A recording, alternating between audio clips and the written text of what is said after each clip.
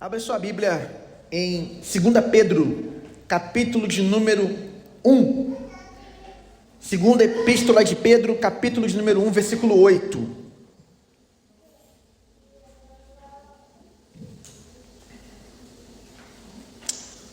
Glória a Deus. Se você não tiver com a sua Bíblia aí, irmãos, já está ali na tela para você acompanhar. Vamos ler juntos do 8 ao 10. Vamos ler juntos.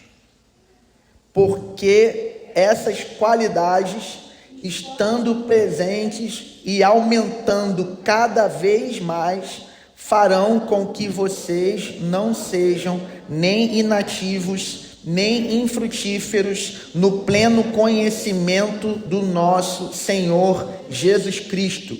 Pois aqueles que não têm estas coisas é cego, vendo só o que está perto, e se esqueceu da purificação dos seus antigos pecados. Por isso, irmãos, procurem com empenho cada vez maior confirmar a vocação e a eleição de vocês, porque fazendo assim, vocês jamais tropeçarão. Amém, irmãos? Palavra de Deus para nós nessa manhã, uma base do que vamos conversar nessa manhã. Nós já tratamos aqui de 7 marcas de uma igreja saudável, e aqui vale também lembrar e frisar aos irmãos que não são todas as marcas de uma igreja saudável. Não, o assunto não se esgota nas 9 marcas. Na verdade, o que estamos trazendo para a igreja aqui é uma base, é um fundamento, para que nós possamos construir nesse fundamento um ministério que seja fiel à palavra de Deus e que possa gerar muitos frutos para a glória de Deus. Então, uma igreja saudável parte desse ponto de consciência daquilo que Deus tem para o seu povo. Uma igreja saudável, primeira marca nós já falamos, muitas vezes, é a pregação expositiva. Pregamos todo o texto da palavra de Deus. Pastor não tem autoridade, autonomia para selecionar textos e ficar nessa situação subjetivista, ou seja, aquela coisa sem objetividade, é aquela coisa muito do sentimento. Deixa eu orar aqui para ver o que Deus vai falar no meu coração.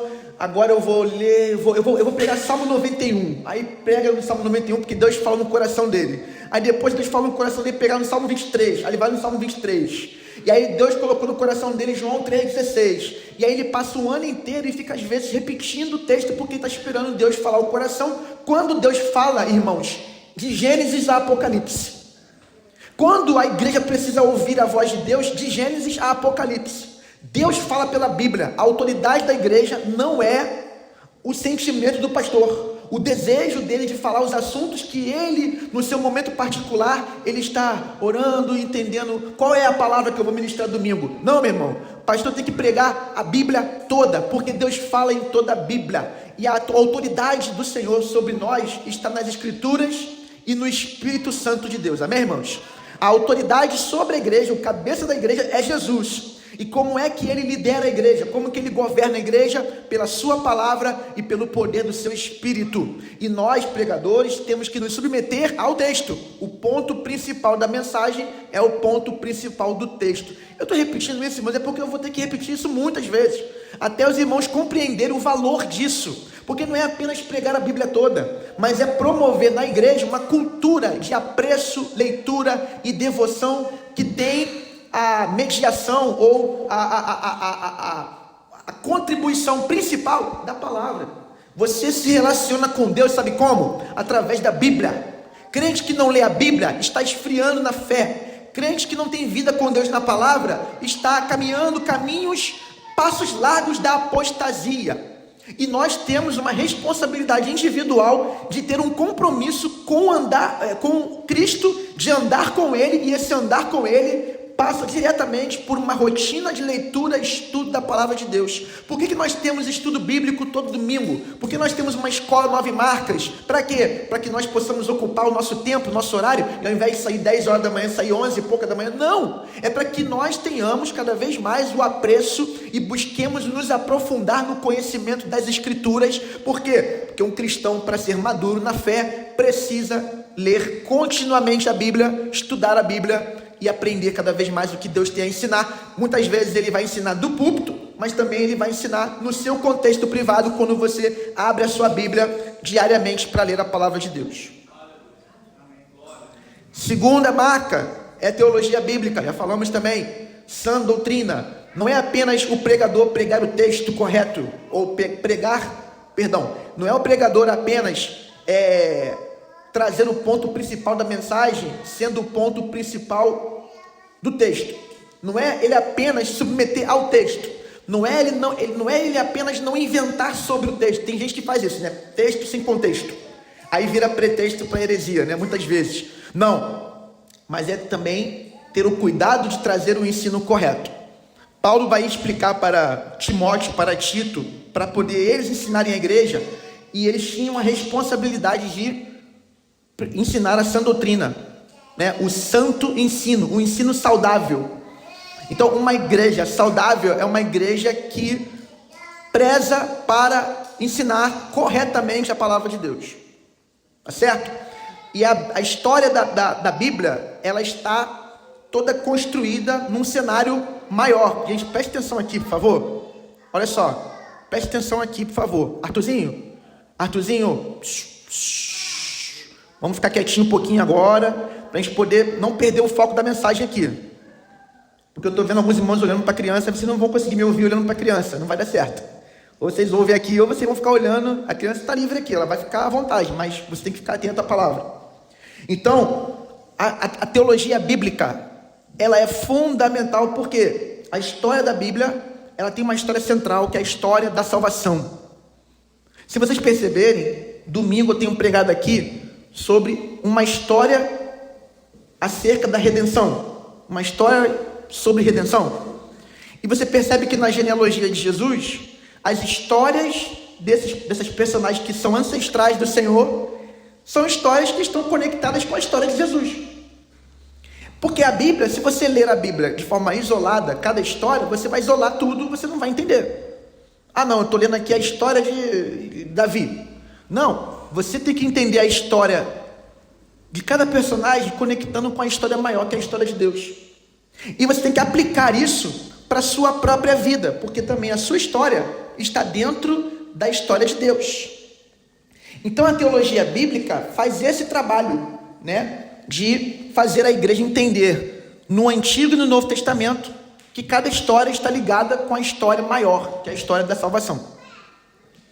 Terceira marca é o Evangelho. A quarta marca, conversão. E eu não vou repetir cada marca aqui, porque nós já explicamos tudo para você. Vale muito você continuar, você que não ouviu as outras mensagens, ouça lá o que nós ensinamos sobre essas outras marcas. Entendimento bíblico do Evangelho, entendimento bíblico de conversão. Quem é convertido?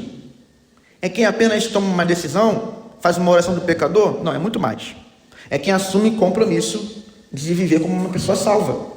Uma pessoa que decide, de fato, obedecer a Cristo, abandonar o pecado, se voltar para Deus. Essa pessoa é uma pessoa convertida. A quinta marca é evangelismo, ou seja, uma igreja que tem convertidos é uma igreja também que está envolvida com a proclamação do evangelho, para que outras pessoas sejam convertidas, se convertam. A outra marca é membresia na igreja.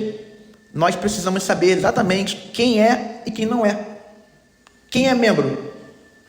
E aí, a membresia, quando ela entende essa visão bíblica, ela entende que ela tem um compromisso de amor. Ela tem um compromisso que envolve frequentar, amar, servir e se submeter a uma igreja local. Lembrando que a autoridade é de Cristo, concedida à igreja. Cristo dá as chaves do reino para a igreja. Então é a igreja, enquanto membresia, enquanto assembleia, congregação, que tem a autoridade. Nós batistas defendemos isso com todo o nosso ser. Inclusive, a autoridade da igreja em relação a decidir quem é, quem não é salvo, é maior que a do pastor. Eu não posso nunca excluir nenhum membro da igreja. Eu não posso nunca disciplinar sozinho ninguém. Chegar assim, ó, você está disciplinado. Você não vem mais para o culto e não toma mais a ceia. Jamais. Agora, se alguém comete pecado grave, a próxima marca é disciplina. A disciplina, em casos em que precisa, nem todo caso precisa. Uma pessoa que está deixando de frequentar porque, não quero vir, porque eu não estou animado para ir para a igreja, eu não estou com compromisso, estou chateado com a liderança, discordo disso e daquilo. Isso aí se resolve, irmão. Senta, conversa, orienta, ora pela pessoa, acompanha, tenta entender e levar a pessoa à mudança, ao arrependimento. Agora, quando a pessoa, sei lá, comete um pecado grave, um adultério, por exemplo, a gente sabe que é uma coisa grave. Esse tipo de situação, se a pessoa não se arrepende, existe todo um mecanismo para você tentar levar essa pessoa ao arrependimento no particular, mas às vezes a pessoa não se arrepende. Vou dar um exemplo. O camarada não só adulterou, mas largou a mulher e está com a outra já. Bom, disciplina bíblica é no privado chamar para tentar a pessoa se arrepender, abandonar essa situação, voltar para sua família. Se arrependeu, voltou para casa, resolvido. Se resolveu no particular, não tem nem que chegar no público, ninguém precisa nem saber. Caso a pessoa insista em não se arrepender, esse é um pecado grave, passivo de uma disciplina formal. Então vai se avançando nas etapas até chegar ao pastor. E o pastor não vai fazer a decisão de excluir, porque ele não tem essa autoridade. Ele vai submeter à igreja, porque é a igreja que tem as chaves, é a igreja que diz: esse é gentio publicano, esse não é convertido. Nós temos a responsabilidade de confirmar quem é convertido, mas também de confirmar quem deixou de ser, entendeu, irmão? E é possível que alguém esteja vivendo como convertido e depois de um tempo apostate. Apostatar é abandonar a fé, se desviar de maneira definitiva da fé. Eu não creio mais. Eu não oro, não leio a Bíblia, não tenho mais compromisso de me submeter à igreja, eu não quero ter nem liderança, eu não quero servir, eu não quero frequentar, eu não quero amar, eu quero odiar, eu quero dividir, eu quero causar dano. Ok, você então vai sofrer disciplina, no sentido de ser levado à mudança. Não quer? Então você não é mais cristão. Quando nós fazemos isso, nós protegemos a mensagem que nós pregamos, porque nossa mensagem é uma mensagem de salvação, de transformação de vida. Quando nós fazemos isso, nós protegemos o nome de Jesus, porque uma pessoa que se diz cristã em uma igreja que confirma a fé dessa pessoa, onde ela estiver, ela é cristã, amém ou não? Então, se ela está aí por aí roubando, está sonegando imposto, se ela está aí metendo a mão do dinheiro do patrão, se ela está aí criando confusão, brigando, xingando, se ela está aí fazendo um monte de atrocidade e dizendo que é crente, se a igreja não faz nada, ela está mostrando para a sociedade que você pode ser cristão, ir à igreja, ser membro, tomar ceia, vivendo de qualquer maneira. Ou seja, isso é um auto-engano. A igreja que não disciplina está ensinando indiretamente um falso evangelho. E outra, não está amando essa pessoa que está no pecado, porque ela está no engano. Se você não ajuda ela ou não corrige, você não ensina e não exorta, se você não procura ajudá-la a voltar para a santidade, para a obediência, para o amor, você está permitindo que essa pessoa vá para o inferno. E você sabe, no Sermão da Montanha está escrito lá, né? Muitos dirão: Senhor, Senhor, em teu nome, frequentei a igreja desde pequeno, fui criado na igreja, fiz parte de ministério e tudo. E o Senhor vai dizer: não te conheço, maldito, apartai-vos de mim, porque você pratica o pecado. Qual é o pecado que essa pessoa pratica? O pecado que não tem arrependimento. Porque, irmão, alguém aqui não peca? Deixa eu saber. Tem algum anjo aqui hoje, essa manhã? Tem algum anjo encarnado aqui? Não, né? Todo mundo aqui peca? A igreja é lugar de pecador. Repete comigo. A igreja é lugar de pecador. Aqui não tem como entrar uma pessoa perfeita. Se entrar, eu mando para fora. Aqui está proibido entrar uma pessoa perfeita, porque ela não existe. E a pessoa que se acha perfeita é a pessoa que está no auto-engano. Porque, na verdade, quem acha que não erra, esse já é o seu erro. Eu me lembro do professor Girafales nessas horas, né? A única vez que eu errei foi quando eu pensei que eu estava errado. Foi alguma coisa assim, né? Mas eu não tinha errado. Então, assim, tem muita gente que é assim, né? Acha que nunca erra, nunca está errado. É a pessoa que não é ensinável, a pessoa que não é Por isso, não é pastoreável, não é corrigível. Irmão, nós precisamos de disciplina. O discípulo verdadeiro está consciente que precisa aprender o tempo todo.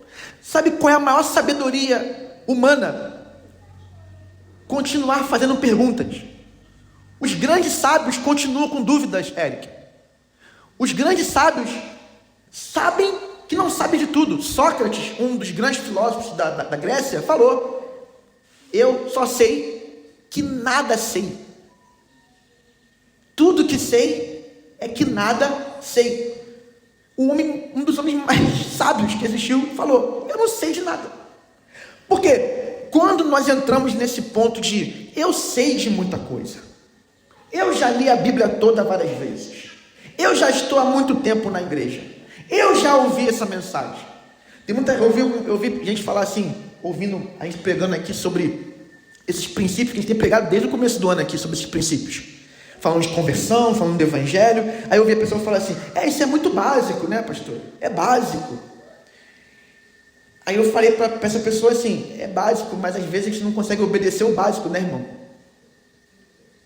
Porque não é só você saber, é você praticar.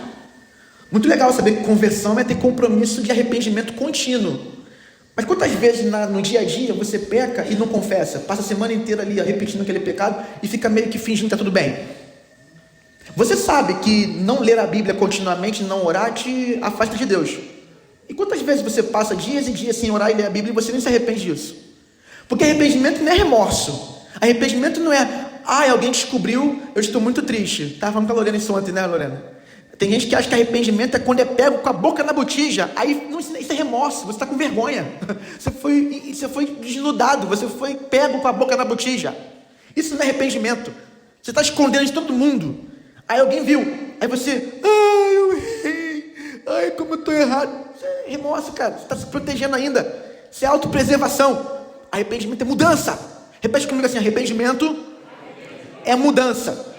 Então, irmãos, por favor, vamos ser uma igreja que vive essa rotina de uns aos outros quando nós percebemos que nossos irmãos estão afastados, estão desanimados. Dá para perceber, irmão, o corpo fala. Dá para perceber, eu estou aqui de cima, eu vejo tudo, irmão. Eu vejo tudo. E vejo também quem não está aqui, que muitas vezes não vem domingo. Você acha que é saudável um cristão vir um domingo no mês, 1 ou 2 domingos no mês? Você acha que é saudável um cristão passar uma semana, 2 semanas, um mês inteiro, sem dar acesso a ninguém, sem ter acesso a ninguém? Não é saudável, irmãos. Quando a gente fala de membresia bíblica, a gente fala de aproximação. A gente fala que nós somos corpo. Não existe um dedo que está, no genipapo e o outro dedo está aqui no estado do Mendanha, subindo ali a cachoeira. Não existe isso. Nós estamos, juntos, entrelaçados, estamos próximos. Então, uma igreja saudável são pessoas que estão se convivendo de verdade. Sabe, o teu irmão tem que fazer parte da tua rotina de alguma maneira, no sentido de você falar: como é que você está, meu irmão? Como é que está a tua semana? Vou orar por você, ora comigo. A gente fez isso semana passada que foi a ceia. Nós falamos ao longo dessa semana de orar uns pelos outros. Eu te pergunto: você orou com alguém domingo no final do culto? Você se aproximou de alguém para orar? Sim ou não? Você estava aqui domingo à noite, no culto? Você se aproximou de alguém e orou com essa pessoa. E durante a semana, você continuou orando por ela? Você teve contato com ela? A gente não está praticando. Mas a gente precisa praticar isso. A gente precisa se aproximar, sabe? Você tem que trabalhar, você tem que cuidar da sua família, você tem que descansar, tem que ter lazer, tem que ver série, ver futebol, tem que fazer um monte de coisa. Mas você também tem que ter um tempo na sua vida para saber se algum irmão seu está precisando de ajuda. Amém ou não, irmãos? Você não pode passar a semana inteira isolado.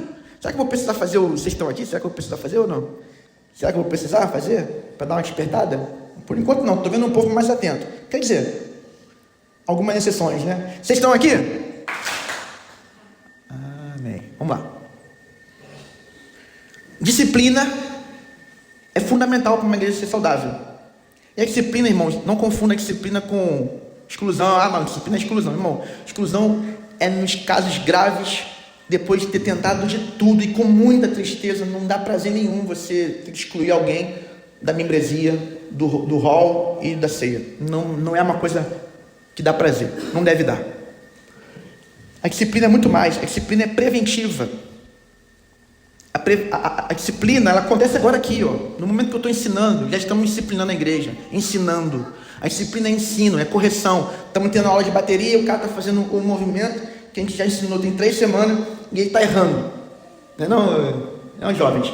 Aí, vou falar o nome para não sair na gravação, tá? Não vou falar o teu nome não, tá? Vê só, não vou falar não, brincando.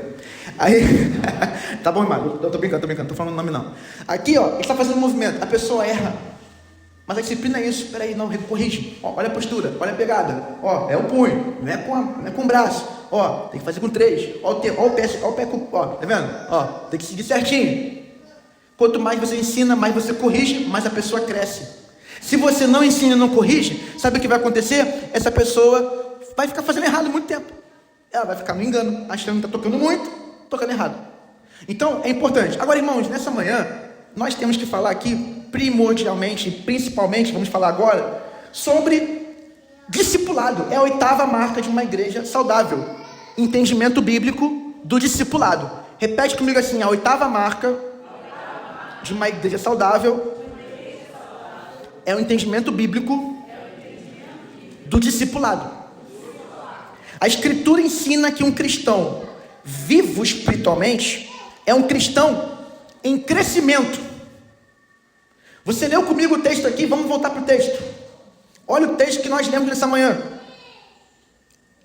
Porque essas qualidades, 2 Pedro 1:8. Porque essas qualidades, aí você pensa, peraí, porque essas qualidades, está falando de que qualidades? Volta um pouquinho para você ver o contexto. Olha o que o texto vai dizer, por exemplo, versículo 5. Por causa disso, concentrando todos os seus esforços, está falando para mim e para você, acrescentem a fé, ou seja, acrescentem ao relacionamento de vocês com Deus, com base na obediência e na fidelidade, que isso é fé, não é apenas acreditar, não é apenas ter positividade, crer no milagre, não, fé aqui é relacionamento com Deus, fé aqui é um relacionamento com base na obediência e na fidelidade. Acrescente a esse relacionamento com base na fidelidade e na obediência que vocês estão estabelecendo com Deus, acrescente essa fé, virtude. E a virtude, conhecimento. Você tem que fazer isso, viu, irmão? O cristão tem que crescer na fé. Sabe como é que ele cresce? Cresce na virtude, cresce no caráter, cresce num jeito de ser, de agir. Também conhecimento. Todo cristão tinha que ter cultura de leitura da Bíblia. Já viu aquela pessoa que fala assim, eu não gosto de ler? Irmão, nem na vida você vai avançar muito se você não gostar de ler. Você vai fazer um concurso como se você não gosta de ler? Você quer ser professor, como é que você vai ser professor se você não gosta de ler? Quer ser advogado, como é que vai ser advogado? Quer ser médico? Qualquer coisa que você vai fazer na vida, você tem que acessar algum tipo de conhecimento que tem literatura. Tem exceções, mas a grande parte da vida você passa por leitura. Você quer se informar sobre o noticiário do futebol que seja, tu vai ter que ler a notícia, muitas vezes. E eu vou te falar uma coisa, irmãos. Tudo bem, você não terminou o ensino médio, não tem problema. Você tem dificuldade com ler, não foi alfabetizado adequadamente, vamos trabalhar isso. Se alguém tem dificuldade de ler, porque não sabe ler muito bem, por favor, sinaliza. Sabe por quê, irmão? Vou te falar uma coisa. Em nenhum lugar na Escritura está autorizado um cristão se contentar com a ignorância. Você não precisa ser doutor em teologia. Você não precisa ser um teórico que vai escrever uma tese de doutorado ou uma dissertação de mestrado. Você não precisa ser um especialista, mas também não precisa ser uma pessoa totalmente ignorante que não acessa a Bíblia porque não gosta de ler. Isso não é desculpa. Isso é preguiça. E eu vou te falar, um cristão que quer crescer espiritualmente tem que alcançar o conhecimento. Acrescente a fé, virtude. E a virtude, conhecimento. Como vai se alcançar o conhecimento da palavra sem ler a palavra? Entendeu, irmão? Amém? Então todo cristão que quer ser saudável tem que ser estudante da Bíblia. Tem que gostar de estudar a Bíblia. Tem que gostar de assuntos bíblicos. Tem que se interessar em conhecer mais a palavra de Deus.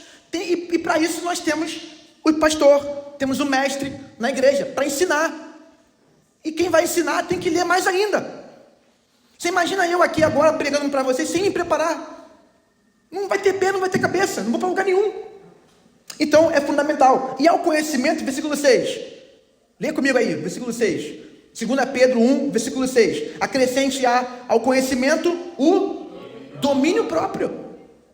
Tem que dominar os impulsos, tem que dominar os desejos, tem que dominar as vontades. Não, eu sou crente, mas eu sou viciado em Coca-Cola. Irmão, qual é a diferença de viciado em Coca-Cola e viciado em cachaça? Vício é vício, irmão. Tudo me é lícito, mas nem tudo me convém. Tudo me é lícito, mas eu não me deixaria dominar por coisa alguma. Eu não posso ser dominado por coisa alguma. Ah, você não bebe cerveja, muito legal, mas viciado em açúcar. Qual a diferença? Açúcar mata igualzinho. Açúcar traz diabetes, não é isso? Açúcar te dá um monte de problema de saúde. E muitas vezes a pessoa é viciada, se enfia no doce.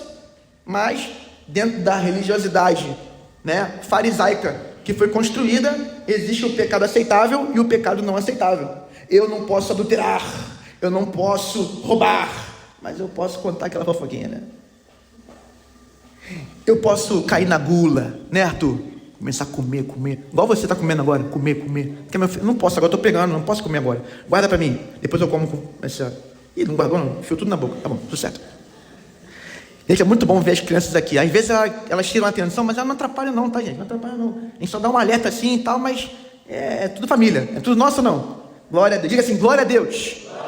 Glória a Deus, as crianças são uma bênção na nossa igreja. Irmãos, acrescenta ao domínio próprio, continuem comigo, a perseverança, irmão, tem que continuar, tem que perseverar. E a perseverança? A piedade, tem que orar, tem que jejuar, tem que ler a palavra, tem que se consagrar, tem que obedecer, tem que amar, tem que servir, amém, irmãos? Aí você entendeu agora o contexto. Versículo 7, e a piedade acrescenta o quê? A fraternidade, tem que amar o irmão, tem que gostar dos irmãos. Você não gosta de alguém aqui, não?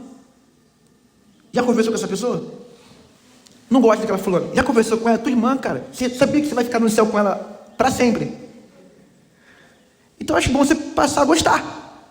Pelo menos, né? Pelo menos cuidar, amar, servir. Talvez vocês não vão ser grandes amigos ou grandes amigas, mas vocês vão, entendeu? Se ela precisar, tu está lá. Porque você não odeia, você não despreza, você não tem sentimento ruim por ninguém. Fraternidade, amor entre irmãos. E a fraternidade acrescenta o quê? O amor. Então, presta atenção aqui numa coisa. Todo cristão que tem que crescer na fé, isso é fundamental. Precisa fazer isso aqui que Pedro está ensinando. Acrescentar virtude, acrescentar fraternidade. Essa fé tem que ser suplementada. Ela tem que se robustecer. Já viu aquela pessoa que treina? Né? Meu filho se aposentou, coitado, tão novo, largou a academia. Quando a gente adotou ele tinha quase um tanque. Agora ele tem uma Brastemp, assim, uma máquina de lavar. Querido, vamos melhorar isso aí. Nem casou, eu fui ganhar minha barriguinha depois de 1 ano de casado. O rapaz está para 1 ano para casar, já está com pochete. Vamos curar essa enfermidade do coração. O que acontece? O treinamento é muito importante. Para você crescer na malhação, é importante você tomar suplemento. Não é bomba não, tá, irmão? Tá repreendido aí, viu, Aloysio? Não vai tomar bomba não, irmão. Não, vamos malhar, mas vamos malhar só, aquela obra lá, ó, só pegando peso, ó, mas tem que nutrir. É bom comer ovo, né? É bom comer o quê? Proteína, cadê o pessoal da maromba aí? Ó, o Eric cheio de tatuagem, tudo malhado. Batata doce, né? Banana, o que é? Ovos, frango, abelha, eu escutei abelha. Aveia, desculpa, eu não ouvi bem, desculpa. Aveia, você tem que suplementar. Tem que estar com as vitaminas, ok, não é isso? Muitas vezes você toma uma creatina, não é isso? Você toma um whey protein, né? O que? Proteína, para te dar energia, para te ajudar a desenvolver essa massa magra. Você começa a queimar e começa a ficar fortão. Isso traz saúde para você, o treinamento físico traz saúde, é importante. É bom para a saúde mental, eu faço para a saúde mental. Na verdade, quase toda semana eu não quero fazer. Eu fico ansioso, não vou treinar não. Essa semana eu fui uma vez na academia, irmão, tô com vergonha. Vou até fazer uma flexão de tarde aí para ver se complemento a falha. Tipo assim, olha, você precisa se cuidar. E o suplemento é importante para o seu corpo, mas para a sua fé também é. Você quer ter um relacionamento com Deus abençoado, profundo, poderoso, de crescimento, amém ou não? Você quer? Então obedeça a palavra de Deus em 2 Pedro 1, do 5 em diante. Essa fé acrescenta virtude, acrescenta o conhecimento, acrescenta o amor, acrescenta o domínio próprio, acrescenta a fraternidade, cresça nessas coisas, porque você vai se tornar cada vez mais um cristão saudável. Nós não estamos construindo aqui uma igreja perfeita, isso nunca vai acontecer. Pastor aqui não está esperando pastorear um monte de Jesus sem pecado, entendeu? Não existe isso, irmão. Nenhum de vocês vai viver uma vida perfeita aqui, mas nós estamos construindo uma igreja saudável. Você pode não ser perfeito, mas você pode ter uma vida cristã saudável, amém ou não, irmãos? Para isso, nós temos que ter disciplina e crescer no discipulado. Vamos caminhar para finalizar? Vamos lá. A Escritura nos ensina aqui, depois que você acrescenta o amor, versículo 8, para a gente poder entender esse final aqui. Porque essas qualidades, agora você entendeu as qualidades, amém? Amém. Essas qualidades, estando presentes na sua vida e aumentando cada vez mais, tá vendo? Olha o texto com calma para você perceber o detalhe. Então tem que estar na tua vida, tem que aumentar cada vez mais. Quanto amor você tem que ter? Meu irmão, quanto você puder ter. Quanto domínio próprio? O máximo possível. Você tem que se controlar. Isso tem que aumentar cada vez mais. O que acontece? Quando isso acontece, farão com que vocês não sejam nem, fala alto, inativos, nem infrutíferos, no pleno conhecimento do nosso Senhor Jesus Cristo. Quem não está crescendo na fé, está crescendo na inatividade, na infrutividade. Irmão, se tu não suplementar sua fé, sabe o que vai acontecer com o tempo? É igual quando você para de treinar. Não é só o barrigão que aumenta, é o colesterol que aumenta, é a glicose que aumenta. Não é isso? Você para de treinar, começa a vir dor de cabeça. Daqui a uns anos, de tanto comer gordura, de tanto comer fritura, besteira, teu coração, a veia vai entupir. Quantas pessoas morrem de infarto? Tu sabe que infarto é o quê? A qualidade de vida ruim, comeu muita gordura, foi desregado por muito tempo, não fazia check-up, não se controlava, um dia entupiu, infartou. Então assim, quando você não cresce espiritualmente, você caminha para morte espiritual, você adoece. Irmãos, não tem alternativa para ser cristão, se não for com saúde espiritual. Você tem que crescer na fé. Não tem como, pastor, eu quero ser cristão, mas eu quero ser um cristão a minha moda. E a minha moda é assim, quando eu quiser eu vou à igreja, porque às vezes eu não quero ir. Quando eu quiser, eu leio a Bíblia. Na verdade, como eu não gosto de ler, eu não vou ler nunca. E eu não vou orar, porque muitas vezes eu tenho sono, a carne grita, e eu não quero ter essa luta contra a carne. Então eu vou orar às vezes na igreja. Eu não vou estudar a Bíblia, porque eu não gosto de estudar nem na minha escola. Quando eu estudava, eu não gostava de ler. Então eu não vou estudar a Bíblia. E eu não vou congregar, eu não vou frequentar regularmente, domingo a domingo, porque tem um monte de gente lá que me incomoda. Eu não gosto dessas pessoas. Tem um monte de gente que eu acho que é falso, que é pecador, né? Eu não sou pecador assim não. Esse crente, a moda carreira solo, esse crente vai morrer espiritualmente. Todo cristão que está caindo no pecado começa falhando na vida de oração, inclusive pastor. Porque meu principal trabalho na igreja é orar. Porque o meu principal trabalho depois de orar é estudar a Bíblia. Porque sem essas duas disciplinas, primeiro, eu não fico de pé para poder servir a igreja. Segundo, eu não tenho o que oferecer à igreja. Irmãos, o poder da mensagem não está em mim, está na palavra e no Espírito Santo. Se eu não tenho comunhão com Deus, eu não posso pegar com autoridade aqui. Mas a igreja, quando não tem uma pregação forte, quando não tem um púlpito forte, ela fica fraca na fé. Agora, é esperado de todo cristão vida com Deus. Então, não tem como você querer comigo dialogar. Não, pastor, vamos dialogar. Deixa eu ter uma vida cristã do meu jeito. E eu não gosto de algumas pessoas, então eu não vou para a igreja. Eu discordo do pastor, eu não vou para a igreja. Eu não tenho costume de ler, eu não vou ler a Bíblia. Orar é uma coisa muito trabalhosa e espiritualmente desgastante. Não vou ter esse trabalho de orar. Você vai morrer. Eu não vou te excluir, não. Nem a igreja. Você vai se excluir. Porque vai chegar um momento que você vai falar assim: eu não quero mais ir à igreja. O dia que você não quiser mais vir para cá, faz o seguinte, procura outra. Mas se você não estiver tendo vida com Deus, nem para outra você vai. Amém, irmãos? Quem tem ouvidos, ouça o que o Espírito diz às igrejas. Então desperta. Você precisa crescer espiritualmente. E discipulado é sobre crescimento espiritual. Discipulado é uma parte da disciplina cristã. Inclusive a raiz da palavra discipulado é disciplina. Disciplina não é só negativa, é positiva. E a disciplina positiva é a formação de um cristão, é o treinamento de um cristão, é trabalhar para que esse cristão cresça espiritualmente. Vamos lá. As escrituras ensinam que nós crescemos não somente pela pregação, pela instrução, pelo ensino, mas também pela imitação. Abra sua Bíblia em 1 Coríntios 4, versículo 16. 1 Coríntios 4, 16.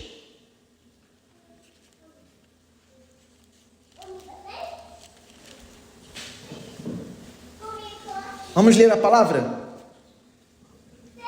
Portanto, eu peço a vocês que sejam meus imitadores. Nós crescemos espiritualmente através da imitação de pessoas maduras na fé. Você precisa ter referências espirituais. Você precisa ter cristãos maduros aos quais você pode ver a vida deles e buscar imitar.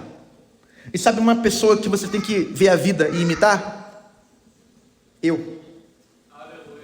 Por isso que eu tenho que ter responsabilidade com a vida cristã, com o ensino, com a pregação, com a oração. Eu tenho que ter testemunho. Eu não posso ser uma pessoa sem testemunho, porque senão você vai olhar para a minha vida e não vai ver exemplo para seguir. Você não vai esperar de mim perfeição, mas você vai esperar de mim o quê? Maturidade cristã. Só que eu não sou o único que tem que ser referência para a igreja. A igreja tem que ter pessoas maduras que são referência para pessoas menos maduras. E assim um vai ajudando o outro a crescer espiritualmente. Capítulo 11, avança mais páginas aí, versículo 1, Paulo vai dizer a mesma coisa novamente. E é curioso que ele está falando para uma igreja que tem um problema seríssimo de imaturidade. Ele está falando para essa igreja: olha, irmãos, sejam meus imitadores, como também eu sou imitador de Cristo. Imite em mim tudo que eu imito de Cristo. Veja Cristo em mim. Copia o que eu faço que tem a ver com Jesus. Isso é discipulado. Então as igrejas devem exortar seus membros a crescerem em santidade e ajudar os outros a fazerem o mesmo. Nós precisamos que todos assumamos um compromisso de ajuda mútua no crescimento de santidade. E fazemos isso ensinando, falando, mas também demonstrando com a vida. Fazemos isso influenciando. E minha pergunta é: você tem um discipulador? Você tem alguém que te influencia para ser um cristão aqui na igreja? Porque você presta contas a essa relação aqui, ó. Esse é o corpo visível de Cristo. E outra, além de você ter um discipulador, você discipula alguém? Você é referência para alguém? Você ensina alguém? Você ajuda alguém? Você caminha com alguém para que ela cresça espiritualmente? Nós temos pessoas que começaram na fé oficialmente, que é o caso da Sandrinha, o caso da Karine, da Maica, uma criança. Como é que vai ser o crescimento delas? Ainda que nós ensinamos aqui de púlpito, mais uma vez, que os pais são responsáveis pelo crescimento espiritual dos filhos, eles têm que ser as primeiras referências espirituais dos filhos, é verdade? Mas não se limita aos pais. Sandrinha mesmo, no caso dela, ou da Karine, que tem os pais também nessa mesma condição, a Maia, que tem os pais nessa mesma condição, elas têm que olhar para a vida dos pais? Tem, mas tem que olhar para a vida do pastor também. E de outros irmãos. Mulheres mais maduras podem ensinar, podem instruir, podem ser exemplo para ela. E ela tem que olhar para que ela cresça e se torne depois, futuramente, o quê? Referência para outras mais jovens. Assim a igreja vai crescendo, irmão. E o crescimento principal da igreja é espiritual. Então, nós vemos isso na Bíblia, nós já mostramos isso, tá certo? Paulo vai dizer aos Efésios para crescerem falando a verdade em amor, uns aos outros, Efésios 4, versículo 15. Outras passagens vão nos ordenar, nos exortar, nos encorajar a imitar líderes piedosos. Você tem lá Hebreus 13, abre rapidinho Hebreus 13, vamos abrir lá na tela para te ganhar um tempo, por favor. Já estamos acabando aqui a mensagem. Vou pedir o Jonathan para subir, que aí já é o sinal para eu parar, né? Senão eu não vou parar, eu não vou querer parar. Vamos lá, tem muito que a gente fala sobre esse assunto. A gente vai voltar a esse assunto futuramente, em breve, não tem jeito. Mas olha, Hebreus capítulo 13, 17, cadê? Hebreus capítulo 13, 17, vamos ler juntos ali, na tela. Obedeçam aos seus líderes e sejam submissos a eles, pois zelam pela alma de vocês, como quem deve prestar contas, que eles possam fazer isto com alegria e não gemendo. Do contrário, isso não trará proveito nenhum para vocês. Então a Bíblia nos mostra que nós temos que obedecer, ser submisso. Tem uma versão que fala sobre imitar os seus líderes, os seus guias, porque eles zelam por vocês, eles vão prestar contas. Eu não vou prestar contas de quem não nasceu de novo. Eu não vou prestar conta de quem não assumiu o compromisso do discipulado, não foi batizado. Mas se você foi batizado, você é responsabilidade minha. E eu vou falar uma coisa para você: eu não vou deixar você caminhar carreira solo aqui na igreja. Se você não estiver crescendo, e eu estou vendo a sua caminhada, eu vou a você com amor, para te instruir, para te aconselhar, para que você cresça espiritualmente. E você não vai crescer no isolamento. Você não vai crescer nessa condição de insubmissão, de falta de amor, de desobediência, de afastamento. Irmãos, tu acha que eu não estou vendo? Tem membro que quase não vem à igreja, está no hall de membros, não vem quarta, não vem domingo de manhã, não vem domingo à noite. E não é só vir, é como vem, porque é possível você vir e não estar aqui. Eu te falo, tu vai crescer espiritualmente como assim? Aí nós temos que ensinar, nós temos que instruir com amor, e a pessoa tem que se submeter. Se ela não quer se submeter, não tem problema, aí ela vai entrar na disciplina. E a disciplina já está acontecendo. Nós sempre ouvimos a palavra disciplina como algo negativo. Tenta mudar isso no teu coração. Disciplina é algo positivo, é necessário. Disciplina é amor, amém, irmãos? Repete comigo assim: disciplina bíblica é um ato de amor. Quem ama a disciplina, Deus corrige seus filhos porque Ele ama seus filhos. Sabe qual o pior cenário para nós? Eu vou falar isso hoje à noite. Sabe qual o pior cenário para nós? Quando Deus nos entrega as nossas paixões, como Romanos 1. Dia que Deus falar para você assim: olha só, faz o que você quiser. E aí acabou, filho. Em muitos casos a pessoa vai e não volta mais. Apostasia.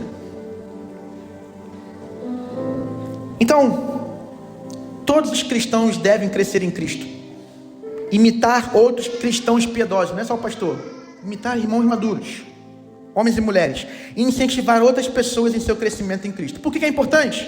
Termino aqui. Promover o discipulado bíblico e crescimento é importante porque nenhum de nós somos produtos acabados. Ninguém aqui é perfeito. Todo mundo precisa ser ensinado, cuidado, instruído, orientado. Precisa aprender, crescer. Até que morramos, todos os cristãos vão lutar contra o pecado. E precisamos de toda a ajuda que pudermos obter nesta luta. Você não vai vencer o pecado sozinho, amém? Se você está fraquejando, você tem que ter alguém para falar. Se você está pensando em desistir, você tem que ter alguém para falar. Segundo, primeiro é isso: promover o discipulado e crescimento é importante porque nenhum de nós somos produtos acabados. Segundo, se uma igreja negligencia discipulado e crescimento, ou ensina uma distorção, uma versão distorcida e antibíblica, ela vai desencorajar os cristãos verdadeiros e promover uma cultura de discipulado cristão e crescimento. Ela vai desencorajar os cristãos verdadeiros e erroneamente dar segurança para falsos cristãos. Então assim, quando nós não trabalhamos o discipulado na igreja, ou então nós ensinamos erradamente, né, sobre discipulado, não, tudo bem, você pode seguir como você quiser, não, cada um vai dar conta de si, ninguém julga ninguém, ninguém vai corrigir ninguém, Ninguém não, cada um vive sua vida. Ó, tua vida é tua vida, ninguém tem que se meter não, hein? Você faz o que você quiser. Isso é antibíblico. Sabe o que vai acontecer? Você vai assegurar, você vai dar uma chancela para um falso cristão continuar na falsidade, continuar no pecado. Então nós temos que ter a visão bíblica do discipulado. Porque se uma igreja promove cultura de discipulado cristão em crescimento, ela vai multiplicar os esforços dos crentes e crescer, ou para crescer em santidade. Quando nós ensinamos o discipulado bíblico, as pessoas vão se esforçar e querer cada vez mais crescer em santidade. Por último, uma igreja que não está crescendo na fé acabará por proporcionar um testemunho insalubre para o mundo. Vou repetir. Uma igreja que não está crescendo na fé acabará por proporcionar um testemunho insalubre para o mundo. Ou seja, um testemunho sem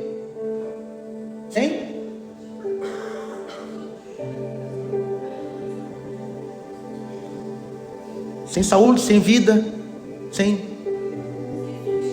substância. Boa, sem substância. Você não pode viver em condições insalubres, porque compromete sua saúde. Que Deus nos abençoe e nos faça viver essa grande marca de uma igreja saudável. Entendimento bíblico do discipulado. Repete após mim assim: Jesus me salvou e me uniu a Ele e ao seu corpo. E eu preciso crescer na semelhança com Jesus. E só farei isso com a ajuda do Espírito Santo através do corpo de Cristo. Amém.